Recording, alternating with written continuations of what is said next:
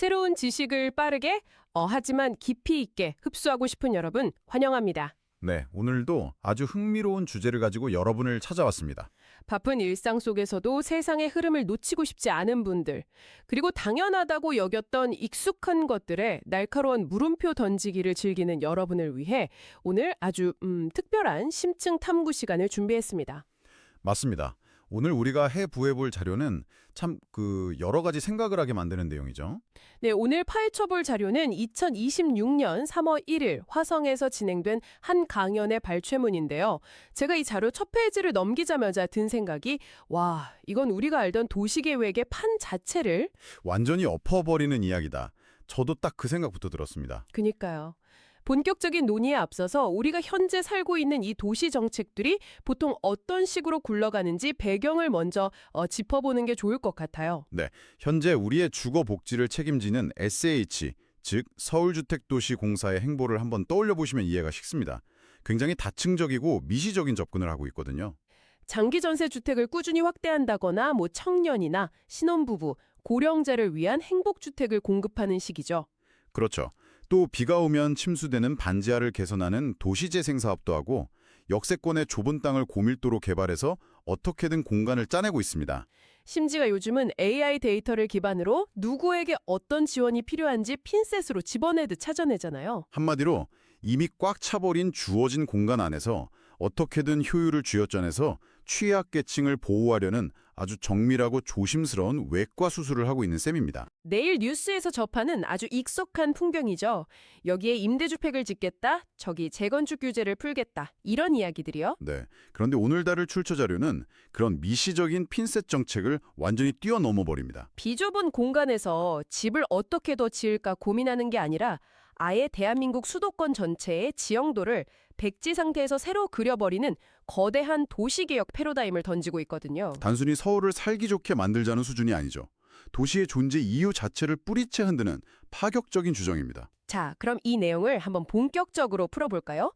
이 강연 자료는 가장 먼저 서울이 과연 어떻게 지금처럼 전 세계가 주목하는 거대 도시로 성장했는지 아주 도발적인 시각을 제시합니다. 여러분, 한번 상상해 보세요. 한국전쟁 직후 최빈국 시절부터 지금까지 서울이 과연 자기 혼자 힘으로 컸을까요? 절대 아니죠.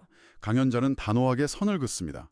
서울은 스스로 큰 게 아니라 대한민국 국민들의 모든 힘과 에너지를 끌어다가 커진 곳이라고 아주 냉정하게 규정하고 있어요. 지난 수십 년간 국가의 모든 자원, 지방의 인재들, 세금이 오직 서울 한 곳으로 블랙홀처럼 집중된 결과물이라는 뜻이네요. 맞습니다.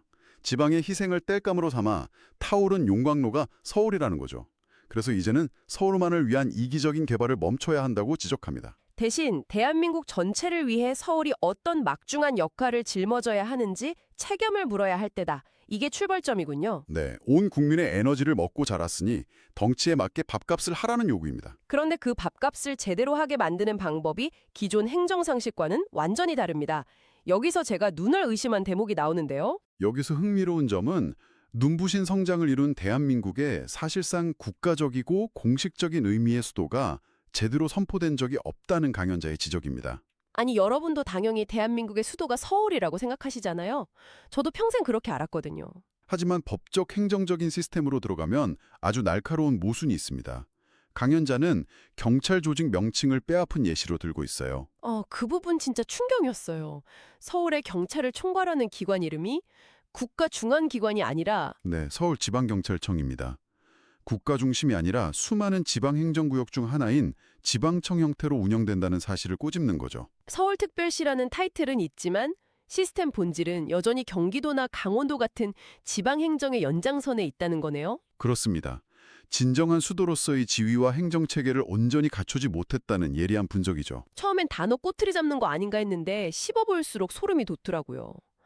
서울이 그저 돈 많은 지방도시 중 하나로 분류되어 있다면 국가 중심으로서 큰 그림을 그리기보다 자기 동네 이익만 챙기려 들 테니까요. 정확합니다.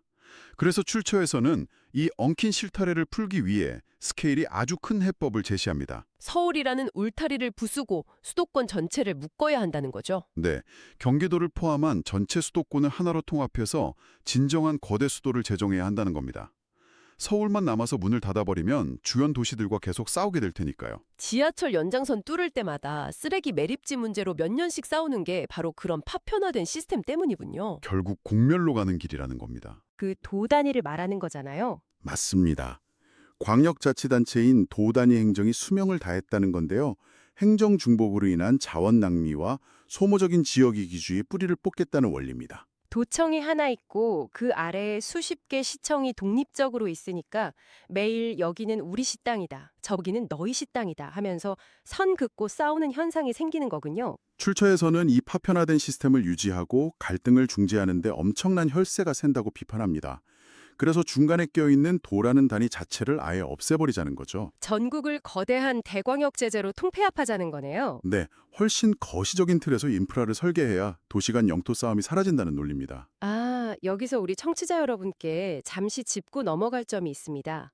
우리는 이 심층 탐구에서 어떤 정치적 편향도 취하지 않고 발췌문 내용만을 객관적으로 전달해드리고 있는데요. 네, 강연자는 이 대목에서 현 정부가 광주나 대전을 대광역시로 묶으려는 노력에 대해 참 잘하는 것이라고 긍정적인 평가를 내립니다. 하지만 뼈아픈 아쉬움도 숨기지 않죠. 그 아쉬움이 바로 순서의 문제였죠. 맞습니다. 진정한 행정개혁을 원했다면 지방부터 찔끔찔끔 시도할 게 아니라 가장 상징적인 심장부, 즉 서울부터 거대한 대광역시 체제로 간다고 선제적으로 선포를 했어야 한다는 겁니다. 중심 기둥을 먼저 확실히 세워야 전체적인 변화가 빠를 텐데 변두리부터 맞추려니 동력도 떨어지고 느려진다는 지적이네요. 심장 수술을 해야 하는데 손끝부터 반창고를 붙이고 있다는 비판과 같습니다. 여기서 정말 흥미로워지는 부분인데요. 강연자는 물리적인 통합을 넘어서 처음 공표할 때 아예 이 통합 수도의 이름을 새롭게 못 박아야 한다고 강력히 주장합니다. 네, 그 이름이 바로 세계 수도 서울입니다. 단순히 대한민국의 수도가 아니라 세계라는 단어를 붙이라는 건데 겉보기엔 좀 거창한 마케팅 용어 같기도 했거든요. 그렇게 들릴 수 있죠. 하지만 자료의 맥락을 파보면 단순한 슬로건이 아닙니다. 강연자는 앞으로 세계를 이끌 대도시에 합당한 하늘의 기운을 담아내기 위한 필수 의식이라고 설명합니다. 하늘의 기운이요? 도시 이름이 그 도시의 운명과 그릇을 결정한다는 철학이 담겨 있군요. 네, 한반도 남쪽의 수도라고 규정하는 것과 세계 중심지로서 글로벌 스탠다드를 제시하는 도시라고 정체성을 박아넣는 것은 천지 차이라는 겁니다. 목표를 세계 최고 수준으로 설정해야 글로벌 인재와 자본이 모여드는 대도시로 폭발적으로 성장할 수 있다는 거네요. 바로 그겁니다. 거시적이고 철학적인 비전이 깔려있는 명명법이죠. 그럼 이 세계 수도 서울은 구체적으로 물리적인 모습이 어때야 할까요? 여러분, 지금 머릿속에 커다란 지도를 하나 펼쳐보세요. 그리고 양궁 관역처럼 중심에서 바깥으로 퍼지는 세 개의 거대한 동심원을 그려보시는 겁니다. 중앙의 첫 번째 원, 중간링, 그리고 가장 바깥쪽 외곽링이죠. 이 3단계 공간 설계를 통해 수도권 전체를 새로 세팅해야 한다는 게 핵심입니다. 먼저 정중앙, 지금 우리가 아는 좁은 의미의 서울 면적인데 여기는 어떤 역할로 채워져야 하나요? 강연자는 아주 단호합니다. 지금 서울 자리는 100% 완벽한 세계 업무단지로 탈바꿈해야 합니다. 더 이상 사람들이 먹고 자는 주택지가 되어서는 안 된다는 뜻이죠. 그 문장 읽고 진짜 등무에서 허늘했어요. 강연자가 하늘에서 벌써 그림을 정해놨다고 표현했잖아요. 네, 현재 서울 중심부에서 낡은 아파트를 재건축하거나 새로운 주거시설을 지어 수익을 올리려는 시도는 결국 완벽하게 실패하고 꼬일 것이라고 경고합니다. 거대한 시대적 흐름에 역행하는 거니까 미분양이 나든 문제가 생기든 꼬일 수밖에 없다는 무서운 논리네요. 용기 있는 리더가 나서서 서울 심장부는 사적 주거지가 아니라 전 세계인이 일하는 거대 업무단지라고 선포해야 국가적 에너지 낭비를 막을 수 있다는 겁니다. 서울의 본질적 기능을 주거에서 글로벌 비즈니스로 완전히 강제 전환하라는 거군요. 맨해튼보다 더 순도 높은 업무 전용 구역을 만들려는 건데 당연히 치명적인 의문이 생기죠. 수많은 아파트 거주민들은 어디로 가야 하느냐는 질문이죠. 네, 다 비워버리면 대체 어디서 자고 생활하라는 건가요? 그 답이 바로 두 번째 원, 중간링에 있습니다. 현재 서울 외곽부터 경기도 일부 지역이 완전한 주거단지의 역할을 전담하게 됩니다. 이 중간 링은 안쪽으로 매일 세계 업무단지로 출퇴근하는 사람들의 삶을 뒷바라지하는 쾌적한 휴식처가 되는 거네요. 그리고 바깥쪽으로는 세 번째 외곽 링에 위치한 핵심 기능들을 지원하는 베이스 캠프 역할을 수행하는 거고요. 자연스럽게 바깥쪽으로 시선이 향하는데 이 거대한 외곽 테두리에는 무엇이 자리 잡게 됩니까? 자료에 따르면 그곳은 바로 교육 및 기타 인프라를 위한 전용 공간입니다. 여기서 강연자가 현실의 뼈를 아주 세게 때리잖아요. 과연 현재 서울이 아이들 교육하고 쾌적하게 숨쉬기에 좋은 환경이냐는 근본적인 질문이죠. 맞습니다. 매연 마시고 삭막한 빌딩 숲에서 아이들을 키우는 걸 대도시의 숙명으로 치부하지 않고 명백한 도시 설계의 실패로 규정합니다. 과 맞닿은 쾌적한 외곽 링으로 모조리 빼내야 한다는 거군요. 네. 중앙에 치열한 업무단지, 중간에 평화로운 주거단지, 바깥쪽 자연 속 교육단지, 이 세 톱니바퀴가 섞이거나 충돌하지 않고 맞물려 돌아가는 시스템입니다. 이렇게 완벽하게 세팅되어야 전 세계 자본과 기업이 업무를 보러 서울로 몰려오고 전 세계 천재들이 최고의 교육을 받으러 외곽 링으로 찾아온다는 분석이네요. 아주 강력한 글로벌 자석, 원동력을 창조하는 거죠. 그동안 좁은 땅 안에서 주거, 상업, 학교 다 엉켜서 매일 주차전쟁 소음 문제로 싸우던 걸 스펙트럼처럼 쫙 펼쳐서 철저히 분리해버리다니 전례 없는 조혁명이네요. 그렇습니다. 혁명적인 용도지역 지구제라고 볼 수 있죠. 자, 그렇다면 도대체 왜 우리는 이 무모해 보이는 거대한 국가 개조 작업에 첫 삽을 지금 당장 떠야 하는 걸까요? 강연자가 아주 턱 밑까지 다가온 데드라인을 던지잖아요. 이 모든 논의를 발등에 떨어진 불로 만드는 데드라인, 바로 2030년입니다. 2030년이요? 결론부를 보면 사실 지금 시작하는 것도 늦은 감이 있다고 해요. 하지만 지금 당장 국가 차원에서 선포하고 뼈대를 세워서 2030년까지는 이 삼중릉 시스템이 굴러가도록 만들어야 한다고 촉구합니다. 왜 하필 2030년인지가 중요한데 2030년이 지나면 전 세계 인류가 대한민국으로 엄청나게 몰려들어오기 시작할 거라고 예견하고 있잖아요. 맞습니다.